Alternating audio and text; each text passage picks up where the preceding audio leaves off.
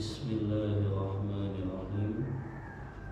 Assalamualaikum warahmatullahi wabarakatuh. Innal hamdalillah hamdan katsiran thayyiban mubarakan fih kama yuhibbu rabbuna wa yarda. Wa asyhadu an la ilaha illallah wahdahu la syarika lah. Wa asyhadu anna Muhammadan abduhu wa rasuluh. Allahumma salli wa sallim ala nabiyyina Muhammadin sallallahu alaihi wasallam wa ala alihi wa ashabihi wa man tabi'ahum bi ihsanin ila yaumiddin, amma ba'd.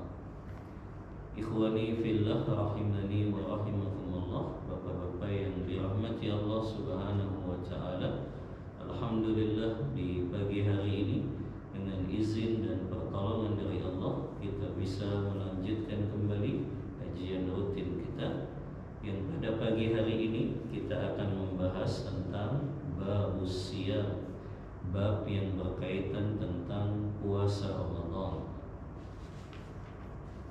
Diambil dari kitab yang sama, Al-Fiqhu Al-Muyassar, dan nanti kita tambahkan dari kitab-kitab yang lainnya. Al-Babul Awwal, bab yang pertama, Ta'rifus Siyam, definisi puasa fil lughati wastilah. Fil lughati as-siyam bimakna al-imsaku 'ani syai'.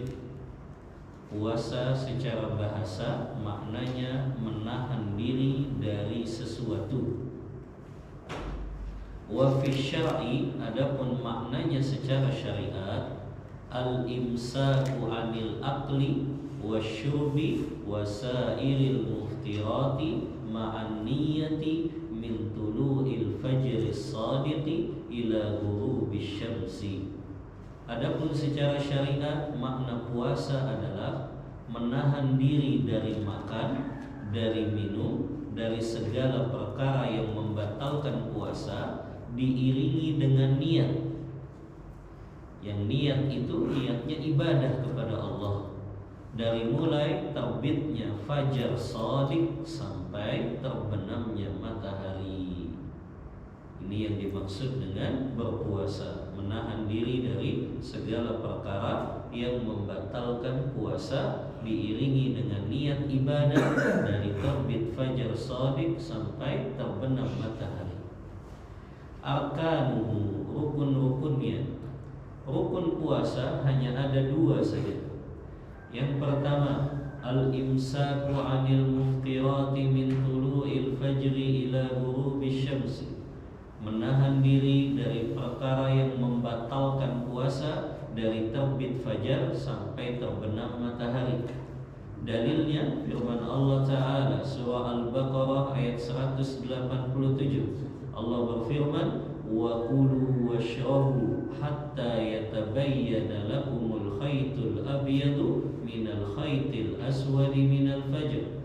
Makan dan minumlah kalian sampai jelas bagi kalian terlihatnya benang putih dari benang hitam, yang itu menunjukkan datangnya waktu fajar. Tsumma atimmus siyama ilal lail, kemudian sempurnakan puasa kalian sampai terbenam matahari.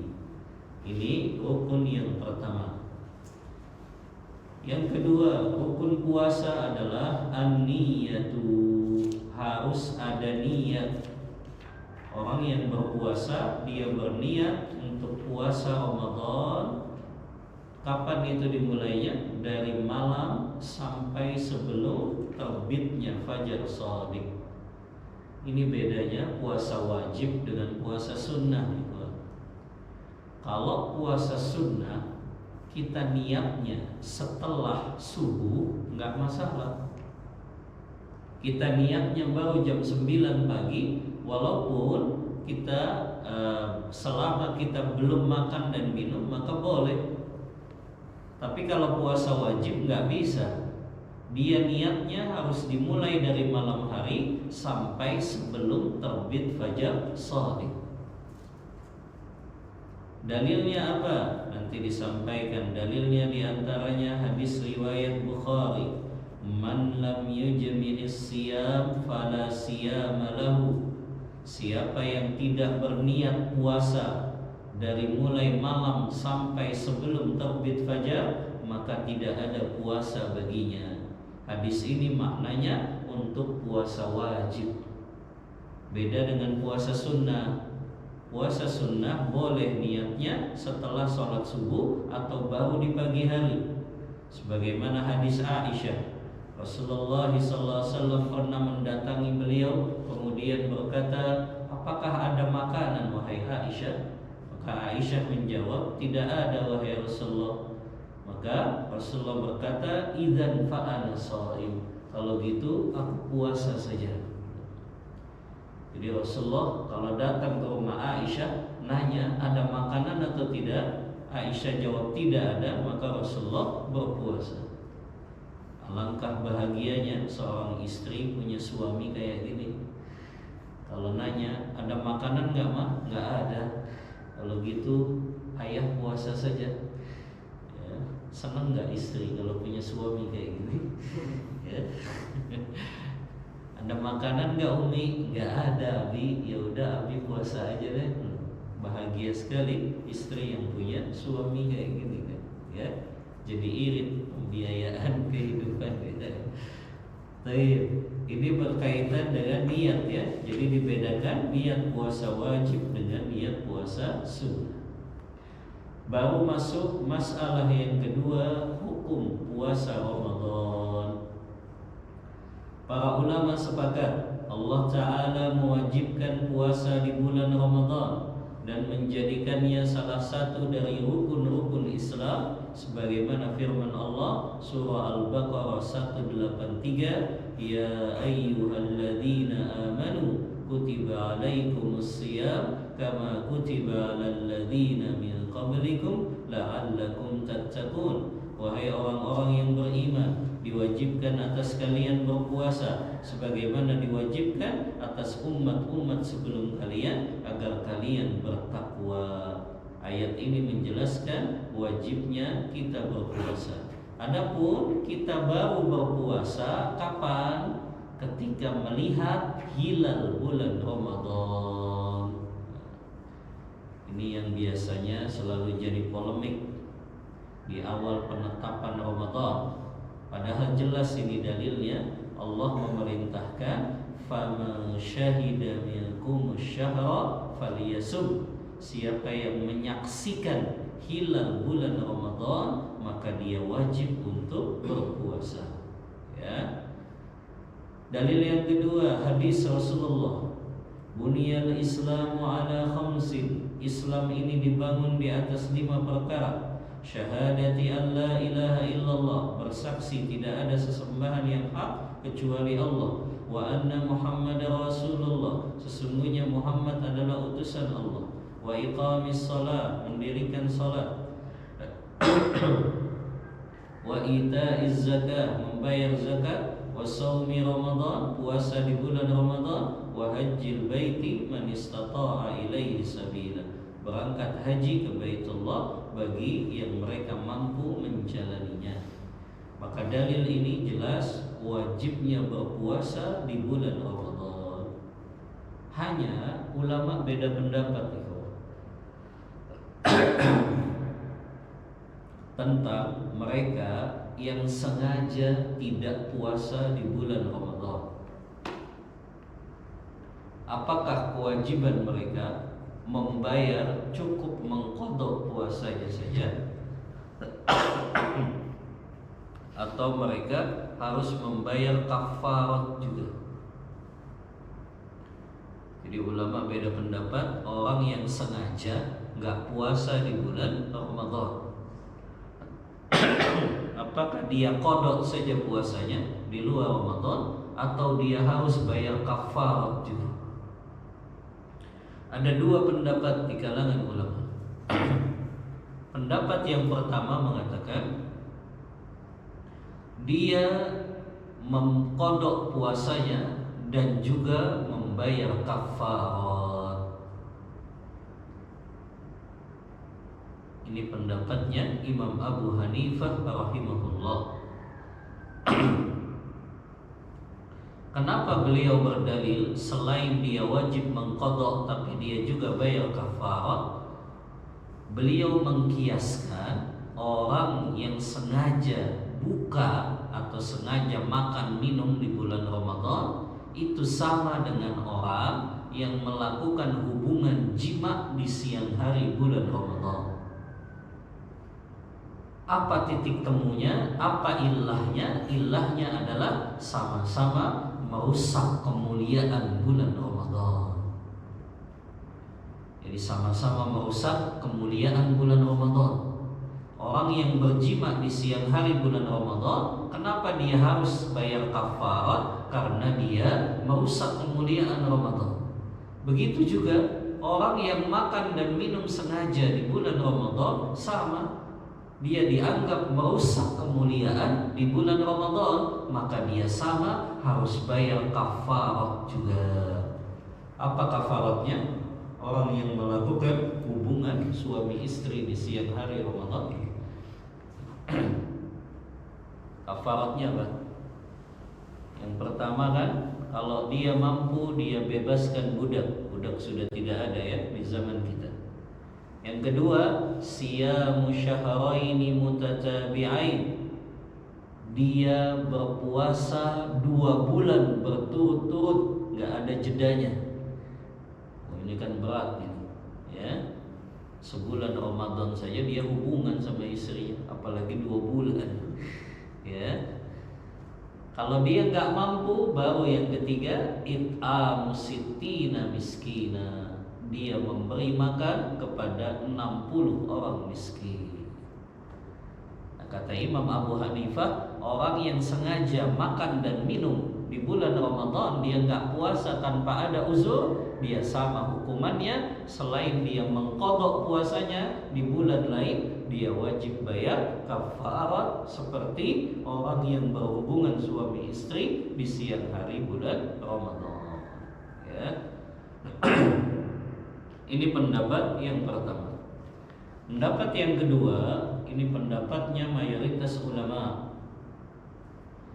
Mayoritas ulama di sini berarti Imam Malik, Imam Syafi'i, Imam Ahmad, Ibn Hanbal rahimahumullah jami'an. Mereka berpendapat bahwasannya mereka yang tidak puasa di bulan Ramadan tanpa ada uzur syar'i, maka kewajiban mereka bertaubat kepada Allah dan juga cukup mengqadha puasanya saja di bulan yang lain. Jadi kewajibannya bertaubat kepada Allah. Karena tidak puasa di bulan Ramadan tanpa ada uzur syar'i itu termasuk dosa-dosa besar. Maka dia wajib bertaubat. Yang kalau dia tidak bertaubat, ya Allah ampuni dosanya. Makanya butuh taubat kepada Allah Ta'ala, baru kemudian dia qadha puasanya di bulan yang lain. Dan wallahu a'lam ikhwah, pendapat mayoritas ulama itu pendapat yang lebih kuat. Maka orang yang tidak puasa di bulan Ramadan tanpa ada uzur syar'i, kewajiban dia bertaubat kepada Allah dan mengganti puasanya di bulan yang lain, ya, tanpa harus membayar kafarat tadi. Kemudian aqsamus siyam, macam-macam puasa. As-siyam qismani, puasa ada 2 macam. Wajibun wa tatawwu'un. Ada puasa yang wajib, ada puasa yang sunnah. Puasa yang wajib ada 3 macam. Yang pertama, shaum Ramadan, puasa Ramadan. Yang kedua, shaumul kafarat, puasa dalam rangka membayar kafarat. Itu puasa wajib. Contohnya tadi, membayar kafarat bagi suami istri yang berhubungan di siang hari bulan Ramadan. Itu hukumnya wajib. Kalau dia mampu puasa 2 bulan berturut-turut, maka dia puasa. Yang ketiga yang juga puasa wajib, shaumun nadri, puasa nazar. Apa itu puasa nazar? Seseorang berkata, kalau saya nanti dapat proyek pekerjaan ini, maka saya akan puasa selama 3 hari. Maka itu namanya nazar. Sebagaimana sabda Rasulullah, "Man nazara an yuti Allah falyuti'hu." Siapa yang bernazar untuk taat kepada Allah, maka hendaklah dia tunaikan nazarnya. Maka puasa wajib ada 3 ya. Puasa Ramadan, puasa bayar kafarah, dan juga puasa bernazar ya. Namun yang dicukupkan oleh pengarang kitab ini hanya pembahasan tentang puasa Ramadan terlebih dahulu. Kemudian keutamaan puasa di bulan Ramadan dan hikmah disyariatkannya puasa. Keutamaan puasa Ramadan. An Abi Hurairah radhiyallahu anin Nabi sallallahu alaihi wasallam qala. Dari sahabat Abu Hurairah dari Nabi sallallahu alaihi wasallam beliau berkata, "Man qama lailatal qadri imanan wa ihtisaban, ghufira lahu ma taqaddama min dhanbi." Siapa yang menghidupkan malam Lailatul Qadar dengan iman dan mengharap pahala dari Allah, Allah ampuni dosa-dosanya yang telah lalu. Wa man shama ramadhana imanan wa ihtisaban, ghufira lahu ma taqaddama min dhanbi. Siapa yang puasa Ramadan dengan penuh keimanan dan mengharap pahala dari Allah, maka diampuni dosa-dosanya yang telah lalu. Hadis riwayat Bukhari dan Muslim.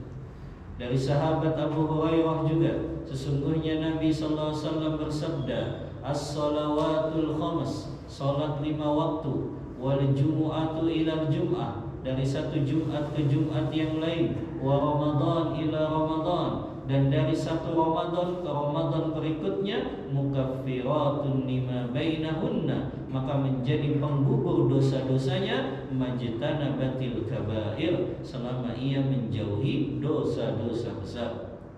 Adapun hikmah disyariatkannya puasa Ramadan, terdapat beberapa hikmah. Yang pertama, puasa itu menyucikan jiwa kita. Karena orang kalau puasa, hatinya lebih mudah untuk menjadi hati yang bersih, yang terbebas dari akhlak-akhlak yang jelek, niat-niat yang buruk. Kalau seseorang berpuasa, dia menyempitkan jalurnya syaitan di dalam tubuhnya. Yang kedua, di dalam puasa itu terdapat hikmah zuhud dari kehidupan dunia dan menekan syahwat kita, dan kita mengharap kenikmatan-kenikmatan yang ada di akhirat. Yang ketiga, hikmah disyariatkan puasa. Puasa menjadikan seseorang bisa merasakan apa yang dirasakan oleh fakir miskin, yaitu mereka merasakan lapar. Begitu juga orang yang berpuasa, mereka merasakan bagaimana rasanya lapar, rasanya haus, dan itu diantara hikmah disyariatkannya puasa. Lanjut, masalah yang kelima. Syurutu wujubis siyami Ramadan. Syarat-syarat orang yang diwajibkan berpuasa di bulan Ramadan. Yang pertama, al-Islam, dia adalah seorang muslim. Adapun orang kafir maka tidak wajib baginya berpuasa. Yang kedua, al-bulu, dia orang yang sudah memasuki usia baligh. Usia baligh itu usia berapa? Minimal 15 tahun, atau dia sudah mimpi basah. Kalau wanita, dia sudah mengalami haid. Sebagaimana sabda Rasulullah, "Rufi'al qalamu an thalatha," diangkatnya pena, maknanya dia belum terkena kewajiban syariat untuk 3 orang. Siapa saja itu? Orang yang dia masih kecil sampai dia berusia baligh. Yang kedua, orang yang gila sampai dia sadar. Yang ketiga, orang yang dia dalam keadaan tidur sampai dia terbangun. Ya. Yang ketiga, orang yang diwajibkan berpuasa al-aqlu, orang yang berakal. Maka orang gila atau orang yang stres, dia tidak wajib berpuasa. Yang keempat, as-sihhatu, dia dalam keadaan sehat. Adapun orang yang sakit, maka ada uzur, tidak wajib berpuasa. Dalilnya surah Al-Baqarah 185, wa man kana maridun aw ala safarin fa iddatun min ayyamin ukhra. Siapa yang dalam keadaan sakit atau dalam keadaan safar, maka dia boleh mengganti puasanya di hari yang lain. Yang kelima, al-iqamatu, dia adalah orang yang mukim. Mukim ini lawan dari safar. Kalau dia safar, maka tidak wajib untuknya berpuasa. Sebagaimana firman Allah dalam surah Al-Baqarah ayat 185, wa man kana maridun aw ala safarin fa iddatun min ayyamin ukhra. Siapa yang dalam keadaan sakit atau safar, maka dia ganti di hari yang lainnya. Hanya yang perlu difahami bahwa yang dimaksud orang yang safar itu boleh tidak berpuasa, bukan berarti dia sudah niat ketika akan sahur dia nggak puasa, tapi dia niat puasa dulu. Ketika dia sudah di perjalanan, baru dia buka puasanya. Karena kalau dia masih di rumah sudah makan, dia belum safar, itu masih mukim walaupun niatnya. Makanya orang yang safar dia baru boleh berbuka kapan? Ketika dia memang sudah di perjalanan. Ya. Nah, ini yang dimaksud orang yang safar dia boleh tidak berpuasa. Yang keenam, al-khalu minal haidi wan nifas, dia terbebas dari haid dan nifas. Ini khusus bagi wanita ya. Sebagaimana Aisyah pernah ditanya tentang wanita yang dalam keadaan haid, apakah dia mengqadha salat dan puasanya? Maka Aisyah berkata bahwasannya wanita yang dalam keadaan haid dia tidak mengqadha salatnya, tapi dia mengqadha puasanya. Maka yang wajib bagi wanita muslimah kalau dia haid atau nifas, dia mengqadha puasanya. Ya. Kemudian masalah yang keenam, menetapkan masuknya bulan Ramadan. Kita sudah bahas tadi ya, menetapkan masuknya bulan Ramadan hanya bisa dengan dua metode saja itu. Jadi kita nggak usah ikut-ikutan polemik di luar sana. Kita cukup sudah menetapkan apa yang ditetapkan Rasulullah saja. Kita lihat bagaimana Rasulullah menetapkan awal masuk Ramadan. Yang pertama dalilnya bahwa kita menetapkan masuknya awal Ramadan biru'yatil hilal, dengan melihat hilal bulan Ramadan. Ini metode yang pertama, dan ini metode yang sudah disepakati para ulama salaf terdahulu. Yaitu kalau kita ingin mulai berpuasa Ramadan harus melihat hilal bulan Ramadan. Ini metode yang pertama. Dalilnya Al-Quran, faman syahida minkum syahra falyasum.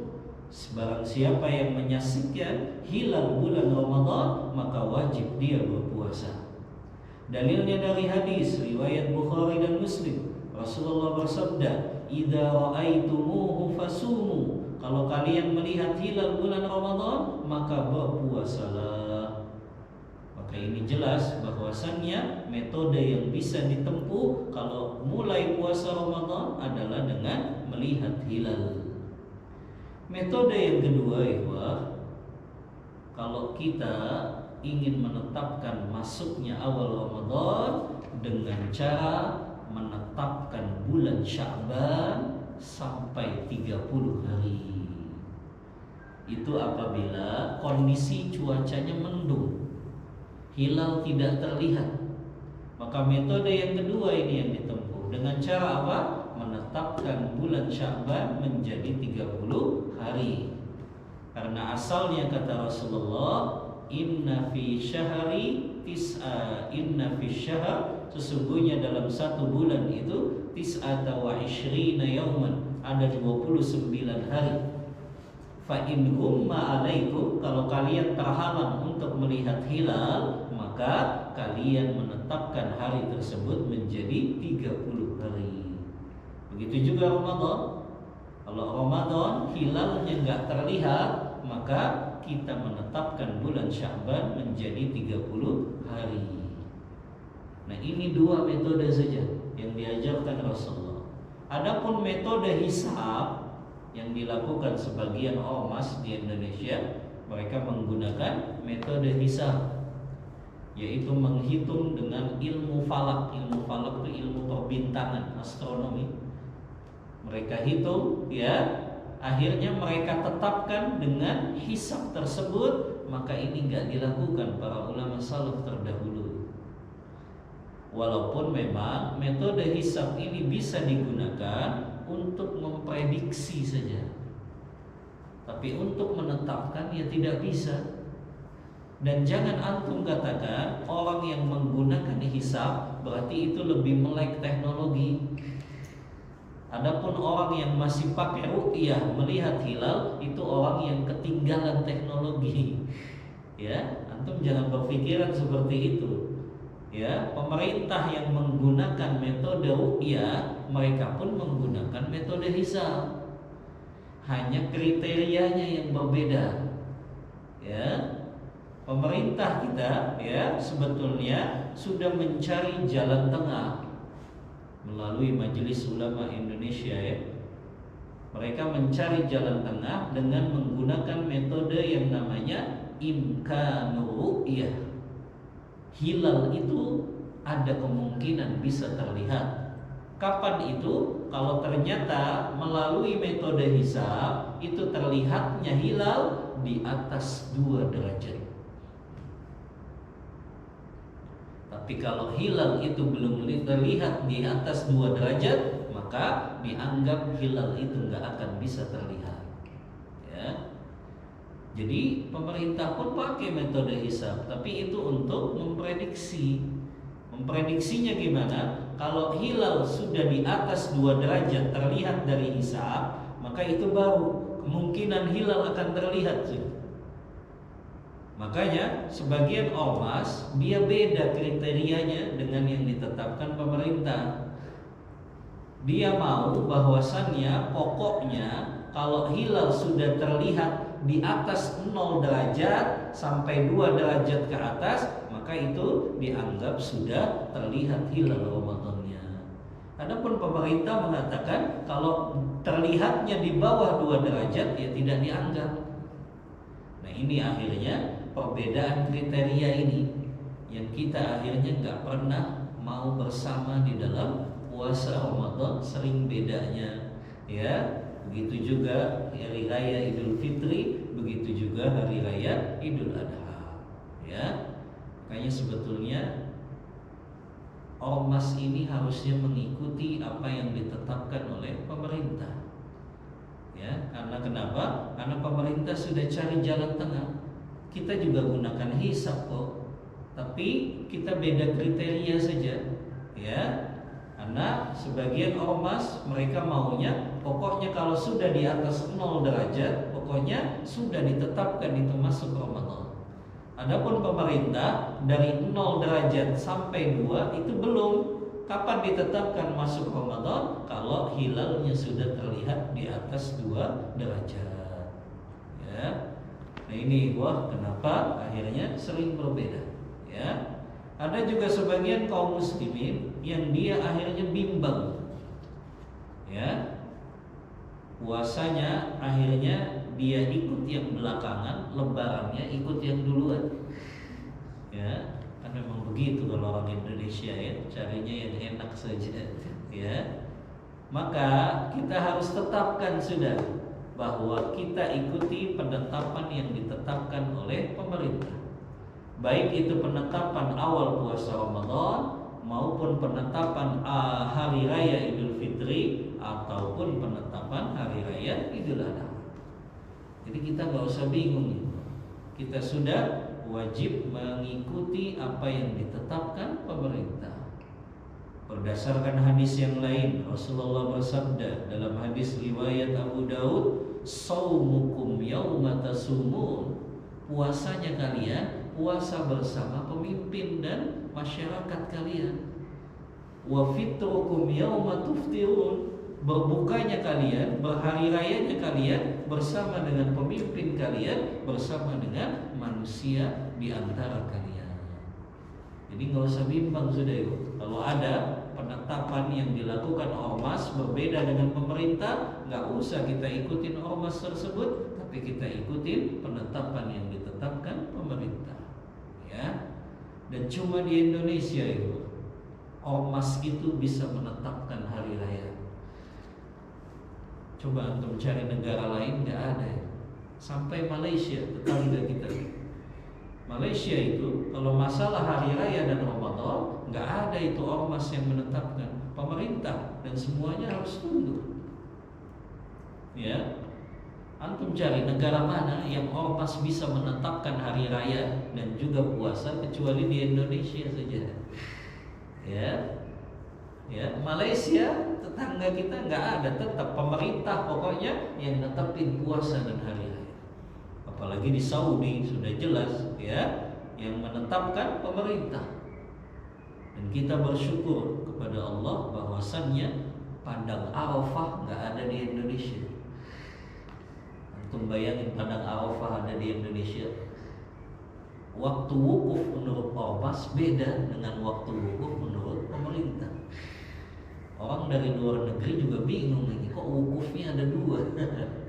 Ya, karena di negara kita nih terlalu permisif ya, terlalu permisif, artinya ya udah terserah ya. Padahal di negara-negara lain nggak ada yang boleh menetapkan awal puasa Ramadan dan hari raya kecuali pemimpin dan pemerintah saja. Ya, kan itu lebih mempersatukan kaum muslimin. Ya, ini subhanallah. Biasanya yang paling mulai puasa duluan itu kelompok An-Nazir tuh di Makassar. Ya, ada lagi Naksabandiyah nanti yang penghitungannya berdasarkan air katanya, subhanallah. Ini nggak pernah diajarkan. Akhirnya mereka selalu duluan tuh dari pemerintah. 2 hari sebelum pemerintah udah puasa duluan mereka. Nanti lebarannya juga gitu. Ya, makanya cuma di Indonesia yang bisa menetapkan puasa dan hari raya itu ormas, padahal jumlahnya nggak terlalu banyak gitu. Naksabandiyah, kelompok An-Nazir tuh di Goa, Sulawesi Selatan, mereka menetapkan duluan biasanya. Ya, nah ini akhirnya yang menjadikan kita nggak pernah bersatu dalam hari raya dan juga puasa Ramadan. Padahal kalau sudah ikut metode yang digunakan pemerintah sudah benar. Metode dengan melihat hilal, dan kalau hilal tidak terlihat maka digenapkan bulan Sya'ban menjadi 30 hari. Ini metode yang benar. Ya, maka ini yang kita ikuti berdasarkan hadis-hadis yang disampaikan Rasulullah. Ya, begitu juga berkaitan dengan hari raya ya, sama ya, bahwasannya ditetapkan dengan melihat hilal bulan Syawal. Kalau hilal bulan Syawal belum terlihat, sama berarti Ramadannya digenapkan menjadi 30 hari. Ya. Jadi sama metode yang dilakukan ketika melihat hilal Ramadan dan melihat hilal bulan Syawal. Hanya sebagian ulama ya berbeda pendapat tentang masalah berapa saksi yang dianggap sah untuk melihat hilal Ramadan. Mayoritas ulama mengatakan kalau untuk melihat hilal Ramadan cukup 1 saksi saja yang melihat hilal, maka wajib di daerah tersebut berpuasa. Dalilnya apa? Dalilnya hadis Abdullah bin Umar. Beliau mengatakan tara'an nasu al-hilal, manusia mencari hilal. Jadi dulu kalau sudah di akhir bulan, mereka para sahabat itu cari hilal, ya. Terutama juga kalau sudah di akhir Sya'ban, mereka mencari hilal. Kemudian kata Abdullah bin Umar, fara'aitul hilal, aku pun melihat hilal bulan Ramadan. Fa akhbartun Nabiyya sallallahu alaihi wasallam, aku pun memberikan kabar kepada Nabi. Fa shoma, Rasulullah pun berpuasa. Wa amara bisiyamihi, Rasulullah memerintahkan para sahabat juga untuk berpuasa. Maka di sini yang melihat hilal hanya Abdullah bin Umar saja.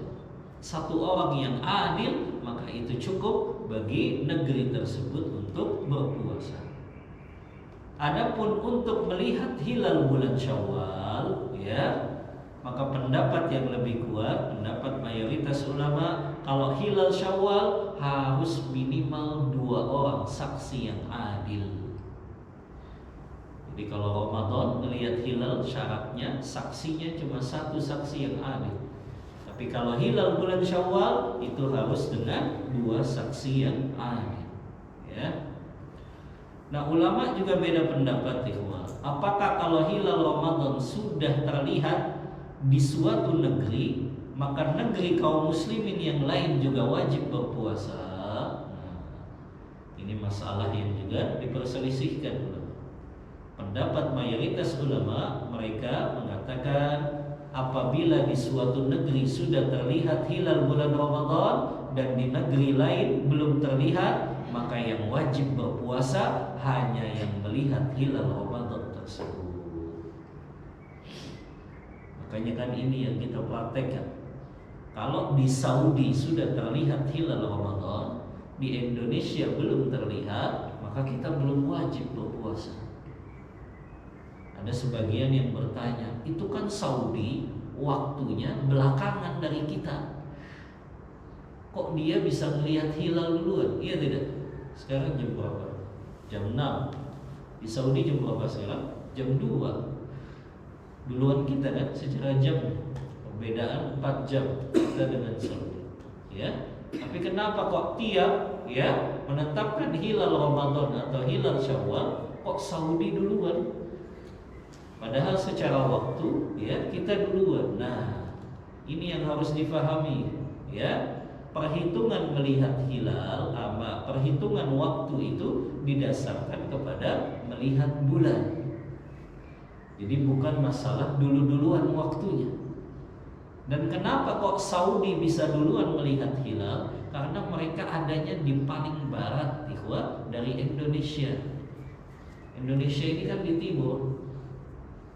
Biasanya hilal itu akan bisa terlihat kalau posisinya semakin di barat. Makanya kenapa biasanya yang paling pertama melihat hilal di Indonesia itu di daerah Aceh. Karena yang di timur seperti Sulawesi ya, di sana ya, itu mereka nggak kelihatan. Karena kenapa? Biasanya memang hilal itu muncul, dia sudah mulai besar terlihatnya ke daerah yang dia di barat. Nah, posisinya Saudi seperti itu. Kita ini kan di timur. Ketika kita sudah terbenam matahari, hilal itu masih kecil. Makanya setelah 4 jam, ya, kan Saudi setelah kita 4 jam, ternyata hilalnya sudah semakin besar. Itu yang mengakibatkan kenapa Saudi melihat hilal, kita belum. Karena ketika kita terbenam matahari, bulan itu belum kelihatan. Tapi setelah 4 jam Saudi terbenam matahari, baru semakin besar itu hilalnya. Nah, itu yang menjadikan kenapa kok Saudi lebih dulu ya di dalam melihat hilal Ramadan atau hilal bulan Syawal. Nah, ini ya berkaitan dengan menetapkan awal bulan Ramadan. Ya. Waktu niyah fi shaum ini sudah kita bahas tadi ya. Baik, selanjutnya bab yang kedua, uzur-uzur yang diperbolehkan untuk seseorang tidak berpuasa. Ada beberapa uzur yang dibolehkan untuk orang yang tidak berpuasa. Yang pertama, orang yang dalam keadaan sakit, tapi tidak semua sakit, yaitu sakit yang memberatkan seseorang untuk dia berpuasa. Jadi jangan gara-gara pilek saja nggak puasa, itu nggak boleh, karena itu bukan uzur.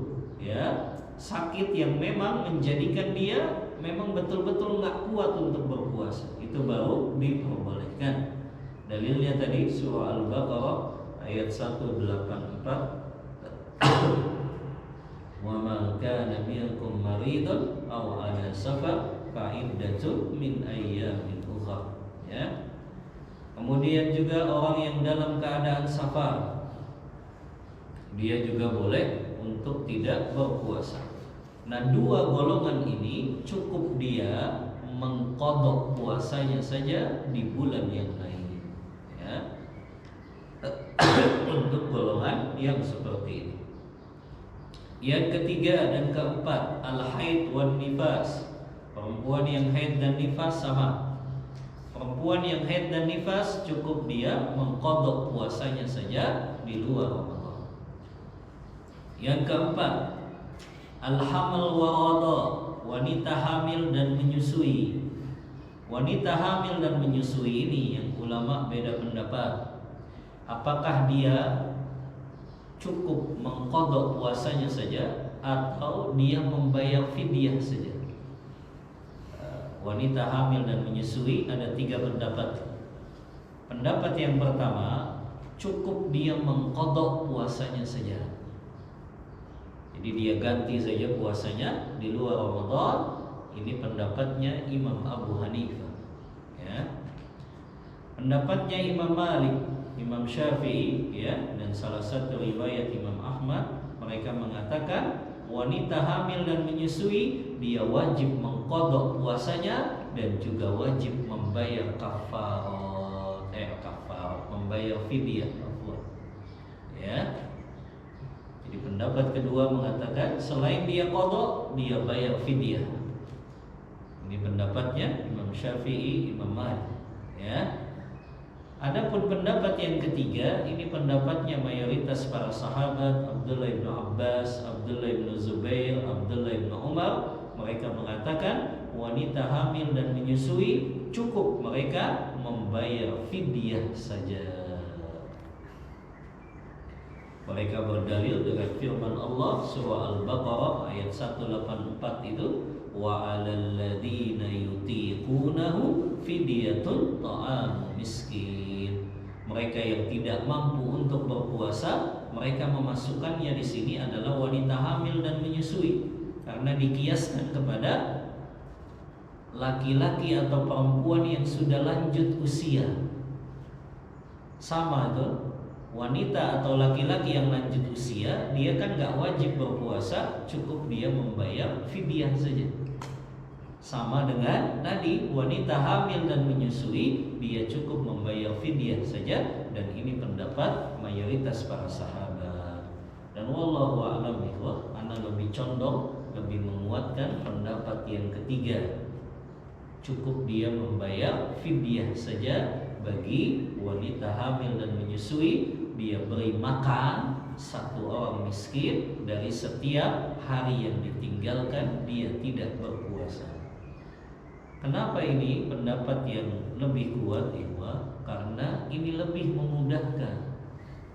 Antum bayangin tidak, ada wanita hamil tiap tahun, gimana dia qadha puasanya?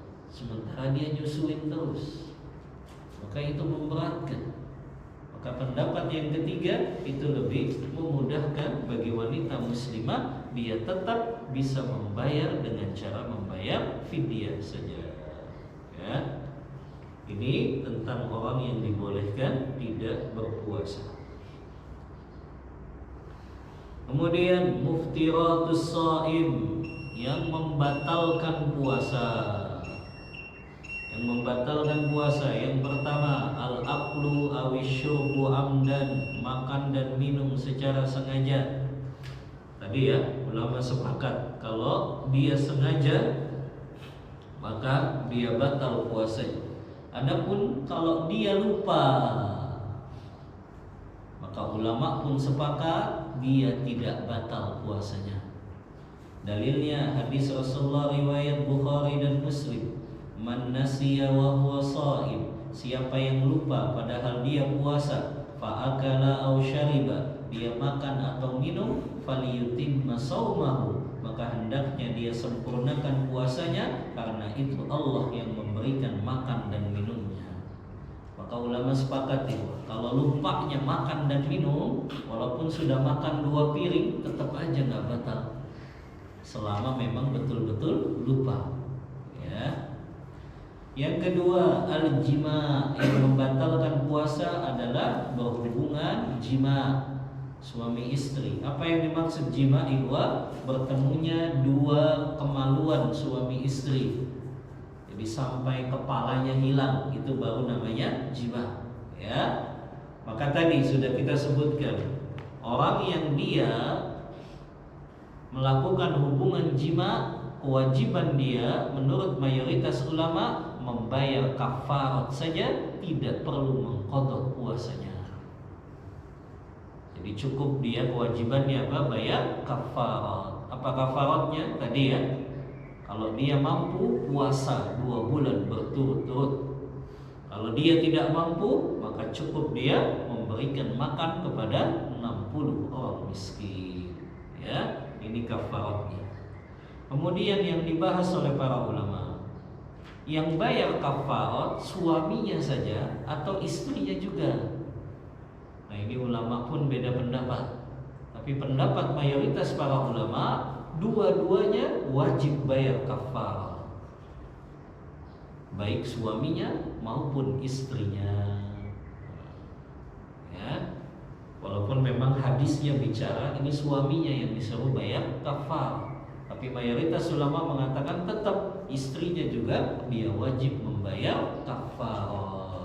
Ya, apakah dengan puasa 2 bulan berturut-turut atau dengan cara dia memberi makan 60 orang miskin. Ya. Kemudian juga yang ketiga,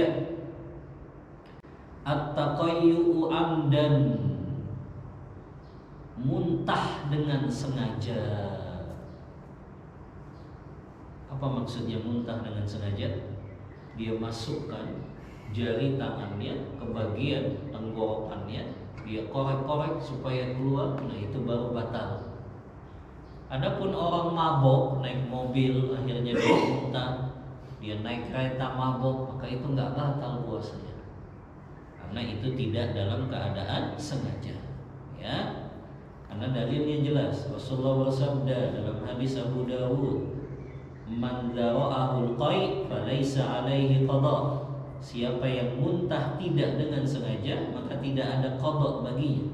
Wa man istaqa'u 'amdan falyaqdi. Siapa yang sengaja dia muntah, maka baru dia wajib untuk mengqada puasanya. Ya. Yang keempat, nah ini menurut mazhab Hambali. Adapun menurut jumhur tidak membatalkan puasa, yaitu al-hijamah, berbekam. Bekam menurut mazhab Hambali ini batal puasanya. Berdasarkan hadis riwayat Abu Daud, aftarul hajim wal mahjum, orang yang membekam dan orang yang dibekam batal puasanya. Tapi pendapat mayoritas ulama tidak batal, karena ada hadis lain yang menyebutkan, hadis Abdullah bin Abbas, beliau berkata, anna Rasulullah sallallahu alaihi wasallam yahtajimu wa huwa shaim. Sesungguhnya Rasulullah berbekam padahal beliau dalam keadaan berpuasa. Adapun hadis yang dibawakan oleh Imam Ahmad ini, itu secara hukum telah dihapus dan digantikan dengan hadis tadi, bahwasannya Abdullah bin Abbas melihat Rasulullah berbekam padahal Rasulullah dalam keadaan berpuasa. Ya. Jadi pendapat lebih kuat, bekam tidak batal puasanya, termasuk donor darah itu. Donor darah batal tidak puasanya? Tidak.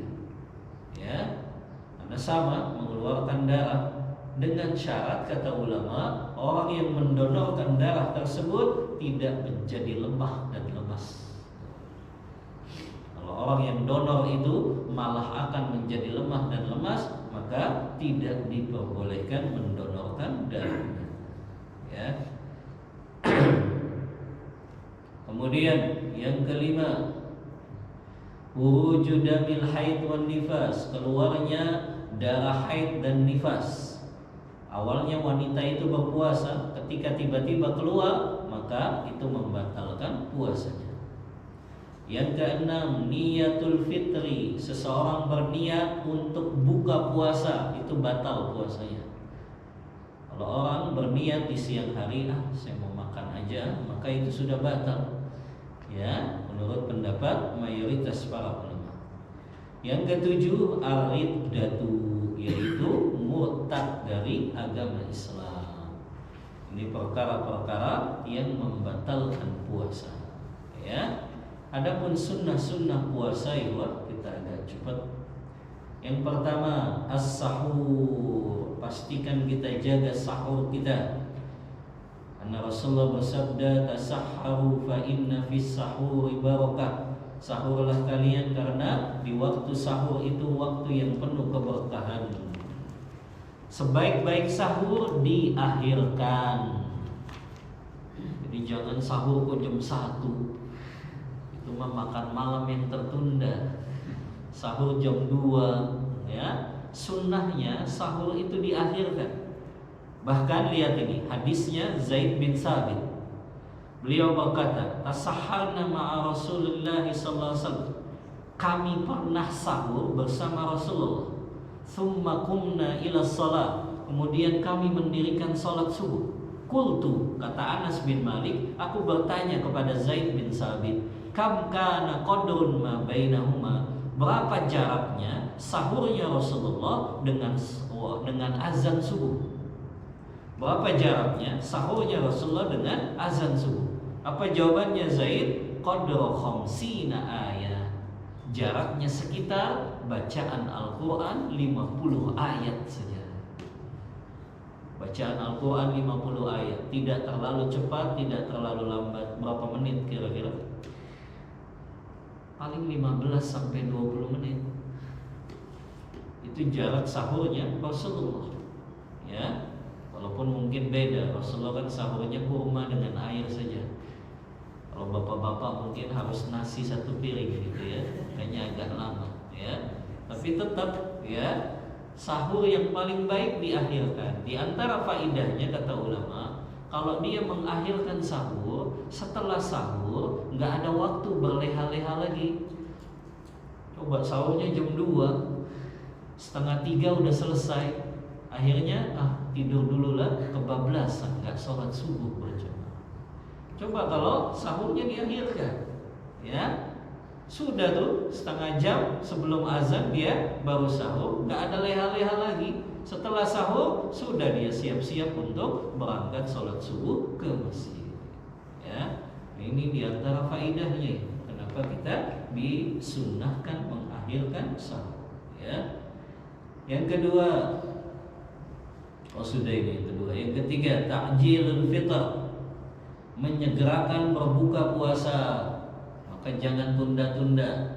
Dimanapun kita pulang kerja kah, maka disiapkan botol minum dan 1 kurma lah, nggak masalah.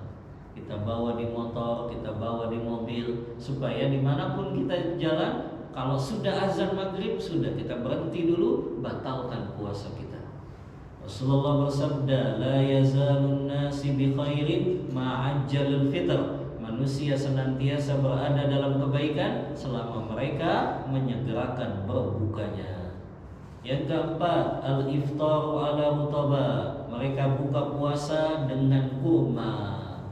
Ini yang disunnahkan nih, makanya untuk membatalkan puasa jangan langsung makan berat. Karena biasanya kalau kita makan berat, ketinggalan tuh maghrib berjamaahnya. Maksudnya iftar itu cukup batalin dulu itu. Dengan air kah, dengan kurma kah, atau di Indonesia gorengan gitu ya. Maka cukup dengan itu, jangan langsung makan besar. Karena kalau makan besar, akhirnya terlambat kita maghrib berjamaahnya. Sayang, ya. Kalau orang puasa Ramadan, tapi dia ketinggalan maghrib berjamaah. Ya. Yang kelima, ad-du'a indal fitri wa athna'is siyam, memperbanyak doa ketika berbuka dan juga ketika berpuasa. Salah satu doa mustajab di antaranya doanya orang yang berpuasa sampai dia berbuka. Maka perbanyak doa saat kita berpuasa. Yang keenam, al-iktsaru minas shadaqah wa tilawatil Qur'an wa taftiris shaimin. Memperbanyak sedekah, memperbanyak baca Al-Quran, memperbanyak memberi makan atau berbuka orang yang berpuasa. Sering ini disebutkan keutamaannya ya. Siapa yang memberi makan atau minum orang yang berpuasa, maka dia dapat pahala orang yang puasa tersebut tanpa mengurangi pahala puasa dari orang yang berpuasa tersebut.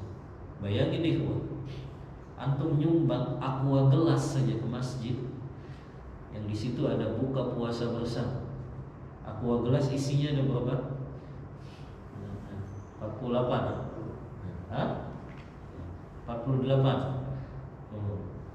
Antum setiap yang minum itu orang yang buka, antum dapat pahala puasanya. Apalagi antum memberi buka orang puasa yang dia puasanya maksimal. Misalnya para santri di pesantren ya, yang mereka puasanya maksimal, baca Al-Quran, sholat malam, sholat tarawih ya, maka itu setiap yang mereka minum satu gelas saja kita dapat pahala puasanya ya. Apalagi satu dus tadi 48 orang yang puasa, kita dapat pahala puasa mereka. Maka ini yang diperbanyak itu, memperbanyak baca Al-Quran, memberikan iftar bagi orang yang berpuasa ya. Baik, cukup sampai sini dulu ya. Kita buka diskusi dan tanya jawab. Wallahu ta'ala a'lam bissawab. Wa sallallahu ala nabiyyina Muhammadin wa ala alihi wa sahbihi wa sallam. Tafadhal ikhwah. Nah, silakan. Assalamualaikum Ustaz.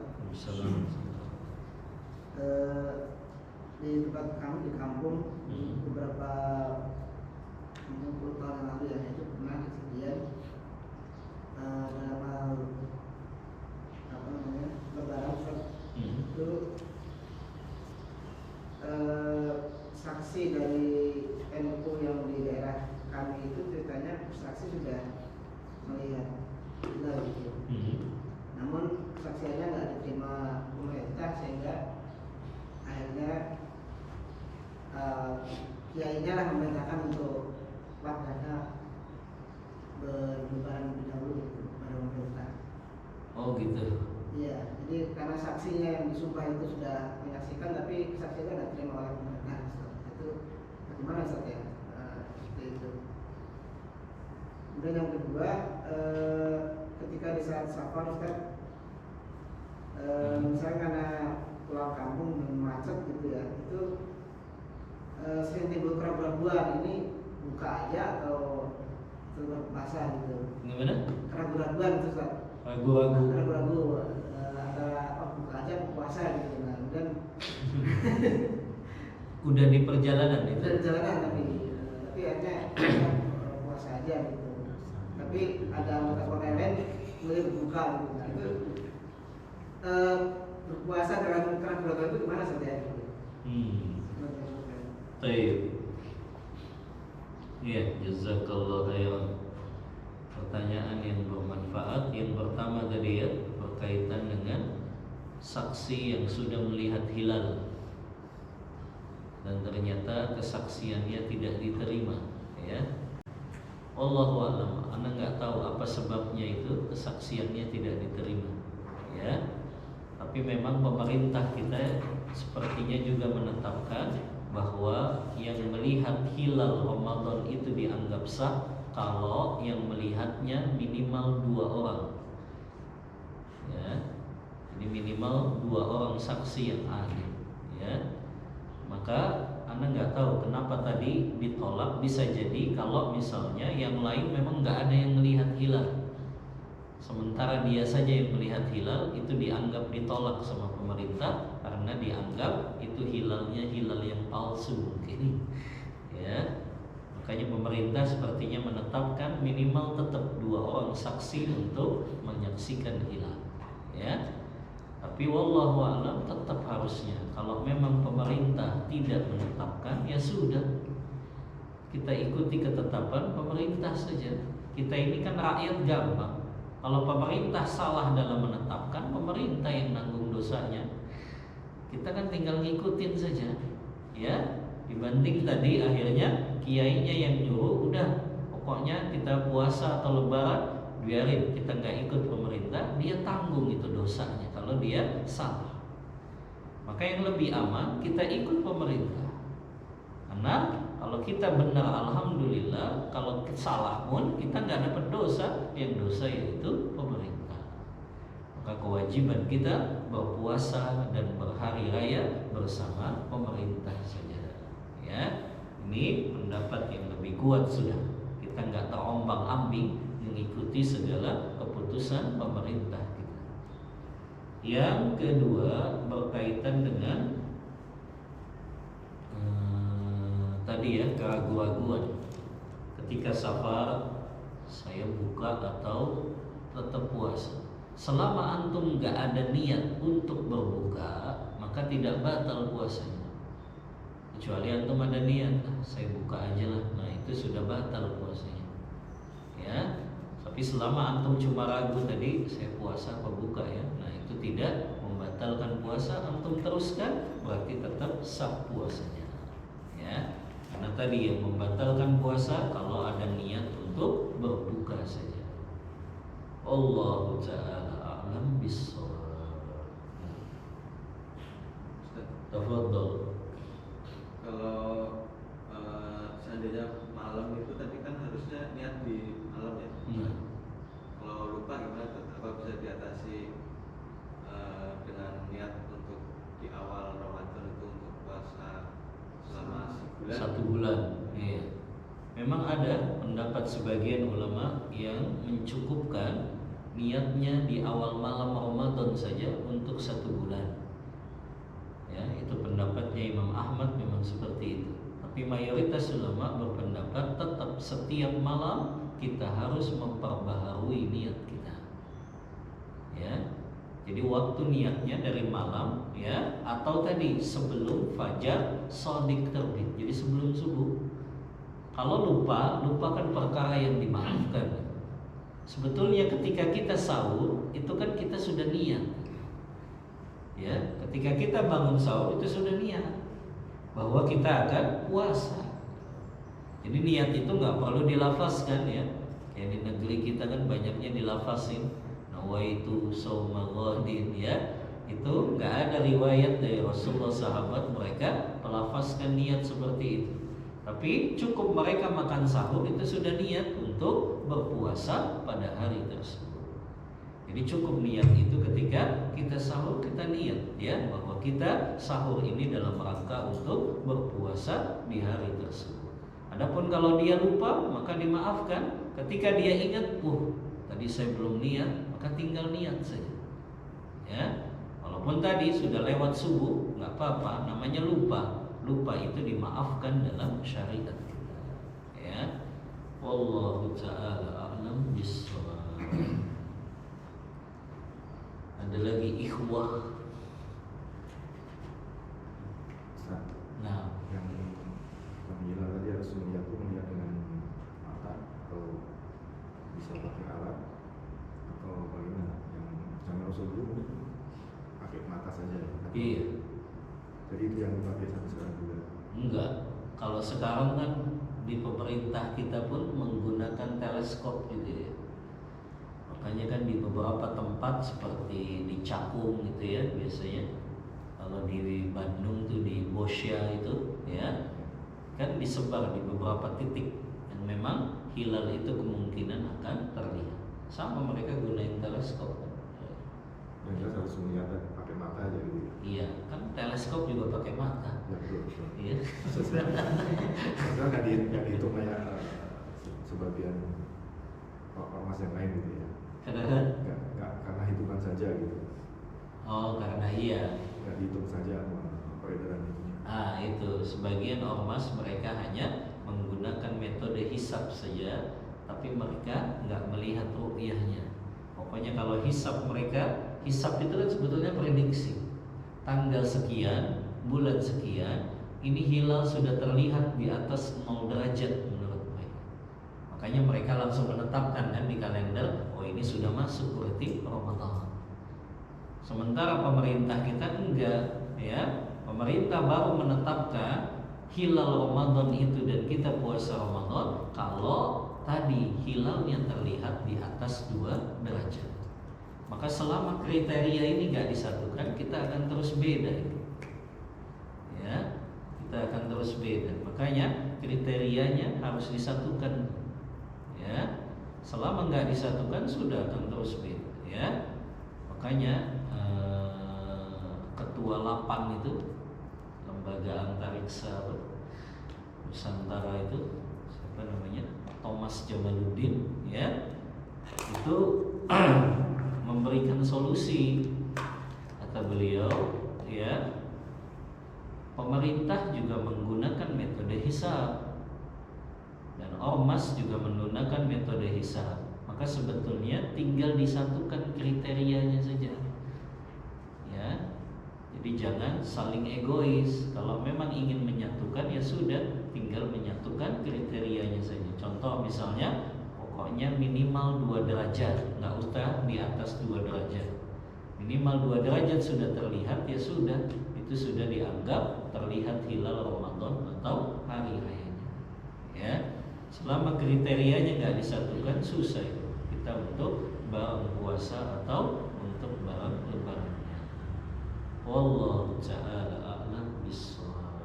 Begitu, Anto. Ada lagi ikhwah?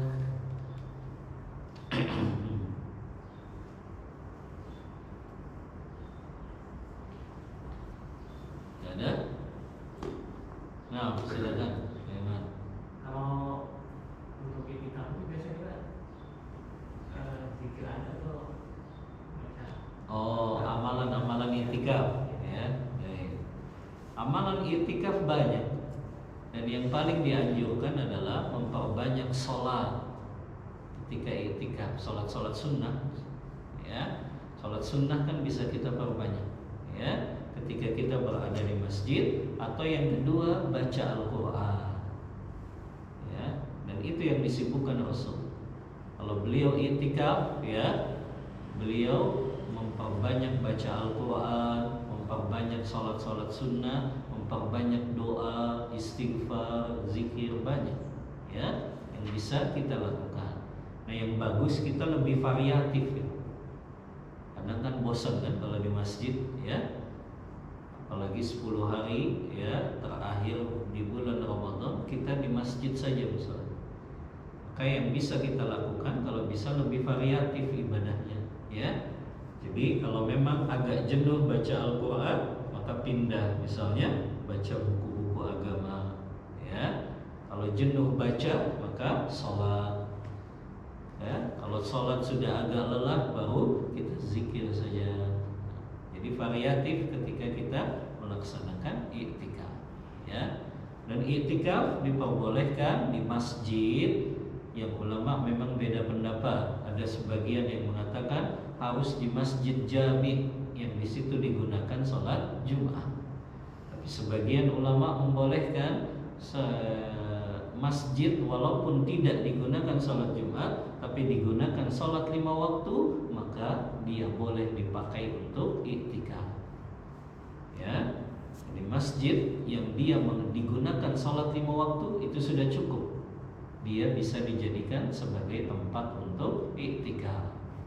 Ya. Kemudian juga dalam masalah i'tikaf ini, ikhwah, ya, harus kita tahu pembatal i'tikaf. Pembatal i'tikaf 2. Yang pertama, melakukan hubungan suami istri. Yang kedua, keluar dari masjid tanpa ada uzur syar'i. Ya, beda kalau antum keluarnya ada uzur syar'i. Misalnya masjidnya nggak nyediain makanan iftar dan makanan buka, maka boleh antum keluar untuk sekedar cari makan saja. Ya, kayak itu nggak batal i'tikafnya. Tapi antum keluar tanpa ada uzur syar'i, ya, maka itu membatalkan i'tikaf. Ya, makanya orang yang i'tikaf itu bahkan untuk menjenguk orang sakit saja dia tidak dianjurkan kalau dia lagi i'tikaf. Ya, nah, maka untuk keluar tanpa uzur itu gak diperbolehkan. Ya, Kalau dia keluar sudah tanpa uzur, batal sudah i'tikaf. Ya, dia harus niat lagi nanti ketika masuk masjid. Nah, itu perlu diperhatikan nih. Karena kebanyakan kita kan i'tikafnya gitu, keluar masuk ya.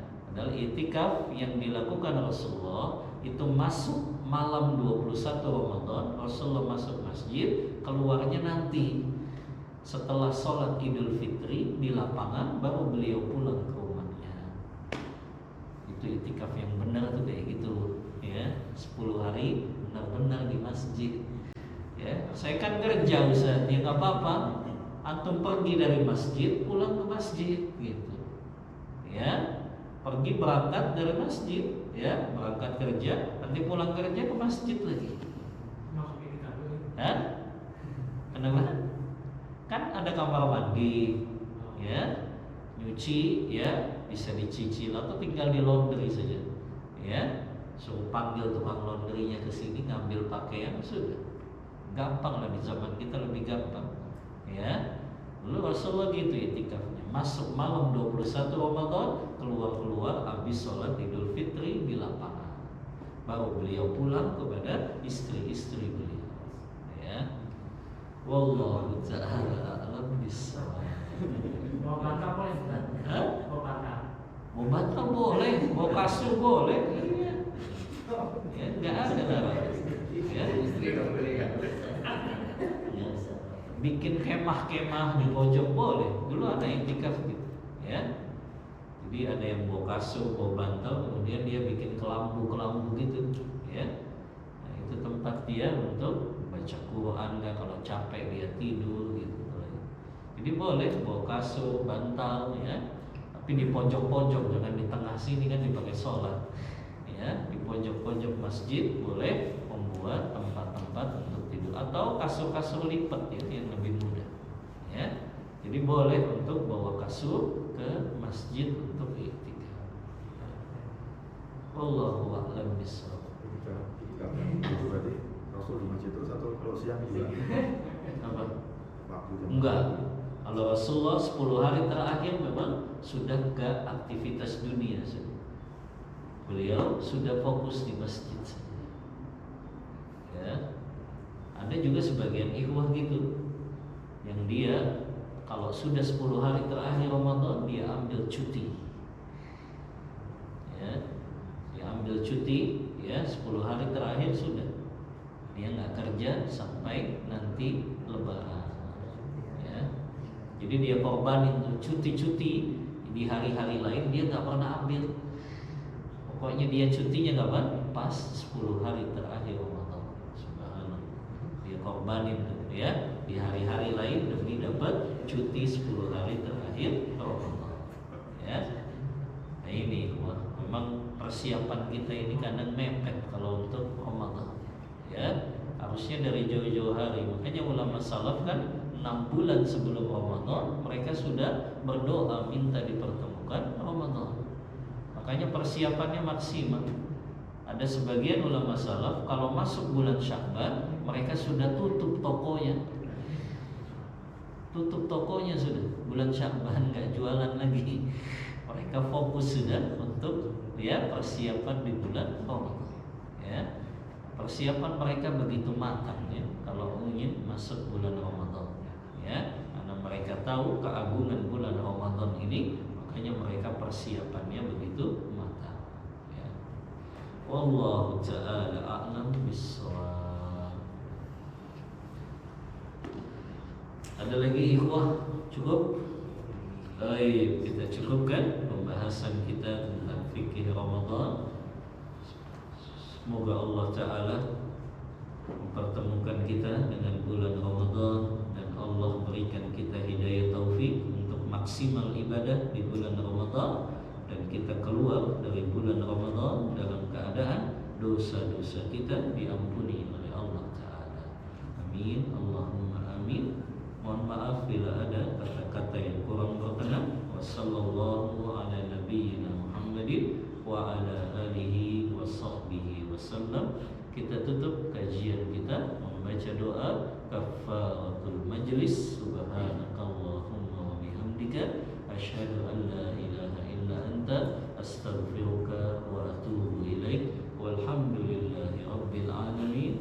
Wassalamualaikum warahmatullahi wabarakatuh. Waalaikumsalam.